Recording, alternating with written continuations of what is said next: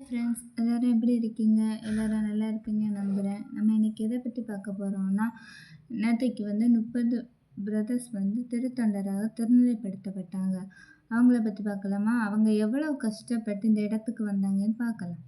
நிறைய fathers and sisters எல்லாம் பார்த்துருப்பேன். இந்த சின்ன வயசுலேயே ஃபாதர் சிஸ்டர்ஸாக தன்னுடைய வாழ்க்கையை அர்ப்பணிச்சுட்டு கடவுளுக்காக வருவாங்க. நிறைய பேர் சின்ன வயசுலேயே ஃபாதர்ஸாக நிறைய எஃபோர்ட் போட்டிருப்பாங்க. ஆனாலும் சில டைம் அவங்களுக்கு லைஃப்பில் என்ன நிறைய தான் ப்ராப்ளம்ஸ் வந்தாலும் அதை ஒரு விஷயமாகவே எடுக்காமல் அவங்களோட கோலை அச்சீவ் பண்ணுறதுலே தான் ஃபுல் கவனமாக இருப்பாங்க. நான் பர்சனலாக ஃபீல் பண்ணியிருக்கேன். இவங்க கடவுளோடைய இறை அன்பில் வர்றது, கடவுளுக்காக தன்னுடைய வாழ்க்கையை சாக்ரிஃபைஸ் பண்ணுவாங்க.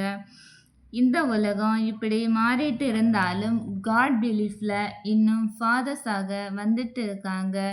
காட் பிலீஃபில் தன்னுடைய வாழ்க்கையை அர்ப்பணிச்சுட்டு கடவுளுக்காக இணைஞ்சு போகிறாங்க. எனக்கு தெரிஞ்ச பிரதர்ஸ் எல்லாம் இன்னைக்கு தான் திருத்தொண்டராக திருநிலைப்படுத்தப்பட்டார்கள். அந்த நிகழ்வை நான் இன்னைக்கு யூடியூப் லைவில் தான் பார்த்தேன். இதுக்கு நிறைய ஃபாதர்ஸ் எல்லாம் வந்திருந்தாங்க. அவங்கள பிளஸ் பண்ணியிருந்தாங்க. இந்த மாஸ் 2 hours தான் நடக்கும்னு போட்டிருந்தாங்க. ஆனால் இது கொஞ்சம் எக்ஸ்டெண்ட் ஆகி 3 hours போச்சு. பட் இருந்தாலும் மாஸ் பார்க்க நல்லா இருந்து ஆயர்களால் திருநிலைப்படுத்தப்பட்டார்கள். இன்னும் 1 வருடத்தில் ஃபாதர்ஸாக உயர்த்தப்படுவார்கள். இதிலிருந்து என்ன புரிஞ்சுக்க முடியுதுன்னா, இன்னும் கடவுளோட பிலீஃபோட நிறைய பேர் இருக்காங்க. நிறைய பேர் ஆடம்பர வாழ்க்கையெல்லாம் இருந்தாலும் அதெல்லாம் விட்டுட்டு கடவுளுக்காக அவங்களுடைய வாழ்க்கையை சாக்ரிஃபைஸ் பண்ணுவாங்க. இன்னும் நிறைய பேர் இருக்க தான் செய்கிறாங்க.